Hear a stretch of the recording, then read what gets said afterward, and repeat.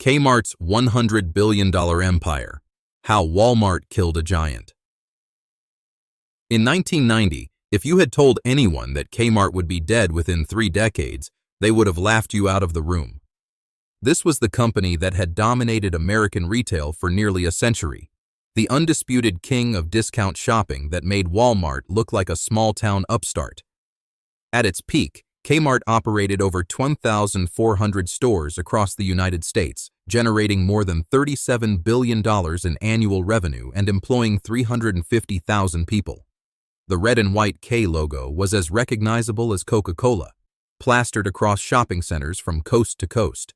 But behind the massive footprint and impressive numbers, Kmart was already showing the first signs of the rot that would eventually consume it entirely. The company that had revolutionized retail and created the template for modern discount shopping was about to become the cautionary tale of what happens when giants refuse to evolve. The Kmart story begins in 1899 with Sebastian Sparing Kresge, a former traveling salesman who opened his first 5-and-dime store in downtown Detroit with just $8,000 in capital. Kresge had a simple but revolutionary idea for the time: sell everything at fixed, low prices with no haggling required. The SS Kresge Company grew steadily through the first half of the 20th century, opening hundreds of small variety stores across the Midwest and Northeast. By 1929, Kresge was operating 597 stores and generating $156 million in revenue, making it one of the largest retail chains in America. The company went public in 1918, and Kresge himself became one of the wealthiest men in America, eventually donating most of his fortune to create the Kresge Foundation. But the real transformation came in 1962 when the company opened its first Kmart discount store in Garden City, Michigan. This wasn't just another variety store. It was a massive 80,000-square-foot warehouse-style operation that sold everything from clothing to automotive supplies to groceries under one roof. The timing couldn't have been better. The 1960s marked the beginning of America's suburban explosion, and families were moving to newly developed neighborhoods that were perfect for large-format retail stores with massive parking lots. Kmart's strategy was brilliant in its simplicity.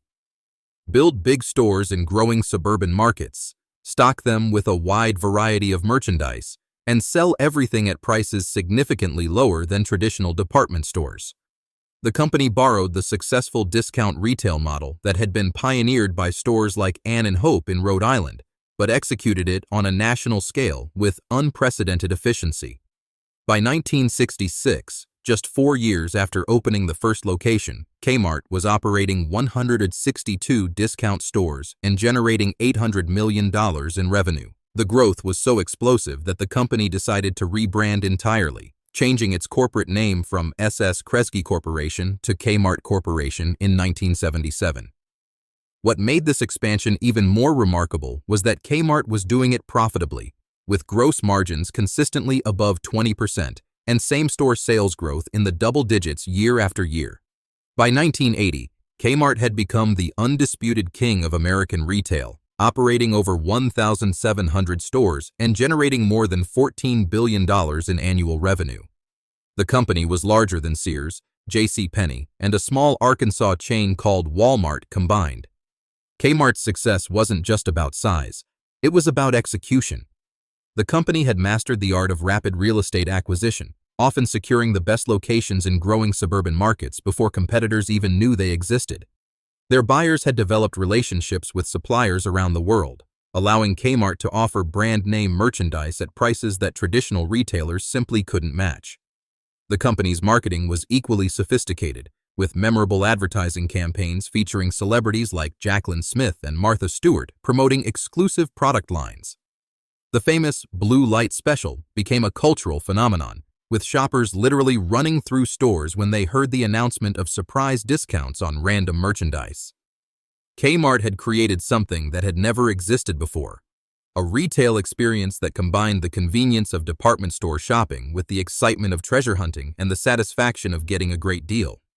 The 1980s should have been Kmart's golden decade, but instead, they marked the beginning of the company's slow decline. While Kmart was busy counting its money and celebrating its success, a small discount retailer from Arkansas, was quietly perfecting a completely different approach to retail. Walmart, founded by Sam Walton in 1962, the same year as the first Kmart, had started in small rural markets that other retailers ignored.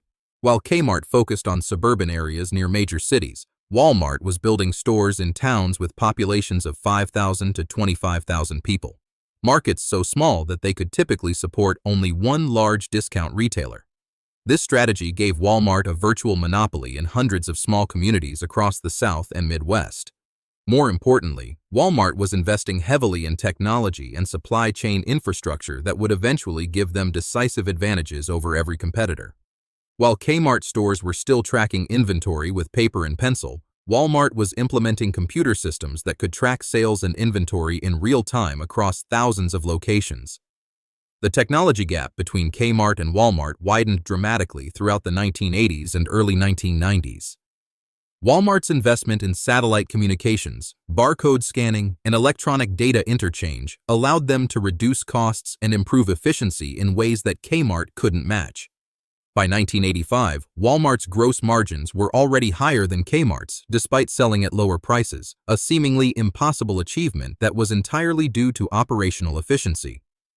Walmart's inventory turnover was nearly twice as fast as Kmart's, meaning they could generate the same revenue with half the inventory investment. Their distribution system was so advanced that they could restock stores more frequently and with greater precision, reducing both stockouts and overstock situations that plagued traditional retailers. Meanwhile, Kmart was still operating with a decentralized buying system where individual store managers made purchasing decisions based on intuition rather than data. The company's distribution centers were outdated and inefficient, often requiring manual sorting and processing that Walmart had automated years earlier. Perhaps more damaging than the technology gap was Kmart's strategic confusion during the 1980s and 1990s.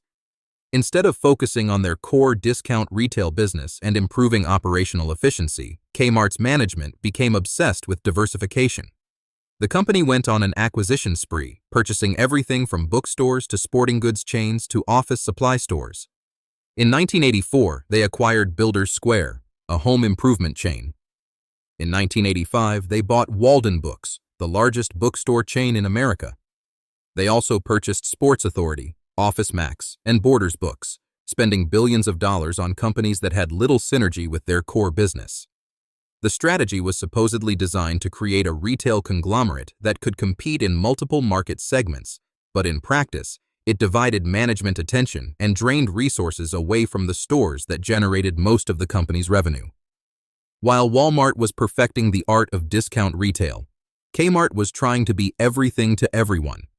The diversification strategy became even more problematic when Kmart decided to move upmarket in the early 1990s. Management convinced themselves that discount retail was becoming commoditized and that the real profits were in higher-end merchandise. They began remodeling stores to look more upscale, expanding their selection of designer clothing and home goods, and raising prices across the board. The famous blue light specials were discontinued because management felt they cheapened the brand image. Store layouts were redesigned to look more like department stores, with carpeted floors and boutique-style displays that made shopping more pleasant but also more expensive to maintain. The problem with this strategy was fundamental. Kmart's customers had chosen them specifically because of low prices and convenient locations, not because they wanted an upscale shopping experience. When prices went up and the treasure hunt atmosphere disappeared, loyal customers began shopping elsewhere. The early 2000s brought a series of crises that exposed just how far Kmart had fallen behind its competitors. The company filed for bankruptcy in January 2002, becoming the largest retailer in American history to seek Chapter 11 protection. The bankruptcy filing revealed the full extent of Kmart's operational problems: outdated computer systems that couldn't track inventory accurately, a supply chain that was still largely manual, and stores that were generating sales per square foot that were 30% lower than Walmart's. The company owed $4.7 billion to suppliers and landlords, and many vendors had stopped shipping merchandise entirely because they doubted Kmart's ability to pay its bills. During the bankruptcy process, Kmart closed 600 stores and laid off 57,000 employees, shrinking from a national chain to a regional player almost overnight. The company that had once been America's largest retailer was suddenly fighting for survival. The post-bankruptcy period brought brief hope when Eddie Lampert, a hedge fund manager who had made billions investing in distressed companies, acquired Kmart in 2003 and merged it with Sears in 2005. Lampert promised to create a retail powerhouse that could compete with Walmart and Target by combining Kmart's real estate footprint with Sears' brand recognition and customer loyalty. The merged company, called Sears Holdings, operated over 3,500 stores and generated more than $55 billion in annual revenue, making it the third largest retailer in America behind Walmart and Home Depot. Lampert's strategy was to run the company like a hedge fund, with individual business units competing against each other for capital and resources. He believed that internal competition would drive efficiency and innovation, creating a leaner, more profitable organization. Instead, it created chaos. Store managers stopped cooperating with each other, sharing became rare, and the customer experience deteriorated as employees focused more on internal metrics than customer service. The final chapter of Kmart's story was a slow-motion collapse that stretched over more than a decade. Lampert's hedge fund management style proved disastrous for retail operations, with constant cost-cutting that left stores understaffed and under-maintained. The company stopped investing in technology upgrades, store remodels, or inventory management systems, instead using every available dollar to pay dividends to shareholders and fund stock buybacks. Same-store sales declined every year from 2006 to 2018, a streak of failure that was unprecedented in retail history. The company closed hundreds of stores annually, shrinking from over 3,500 locations in 2005 to fewer than 400 by 2018. Employee morale collapsed as workers endured constant layoffs, pay cuts, and benefit reductions while watching their stores deteriorate around them. Suppliers became increasingly reluctant to extend credit, leading to empty shelves and stockouts that drove away even the most loyal customers. Kmart's final bankruptcy filing came in October 2018, marking the end of one of the most spectacular corporate collapses in American history. The company that had once employed 350,000 people and operated in every state was reduced to just 142 stores and 68,000 employees. The liquidation process eliminated most remaining locations, with only a handful of stores remaining open in remote markets where real estate costs were extremely low. The contrast with Walmart couldn't have been more stark. While Kmart was disappearing, Walmart had grown into the largest company in the world, with over $500 billion in annual revenue and more than 2.2 million employees. The two companies had started within months of each other in 1962, both with the same basic concept of large-format discount retail, but their divergent approaches to technology, operations, and strategy had led to completely different outcomes. Kmart's failure wasn't the result of bad luck or changing consumer preferences. It was the predictable consequence of management decisions that prioritized short-term profits over long-term competitiveness, financial engineering over operational excellence, and diversification over focus.